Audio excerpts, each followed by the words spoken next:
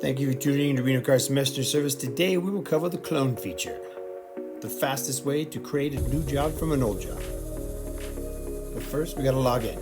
Username is your email address, password is 123. From here, once you log in, it takes you right to your client dashboard. This row right here is, as you see this column, this is the clone. This icon is the clone feature. So here's our job that we want to clone. Let's ask us, do we want to create a copy? We say yes. If you see here, it copied over all the case information, including the billing reference.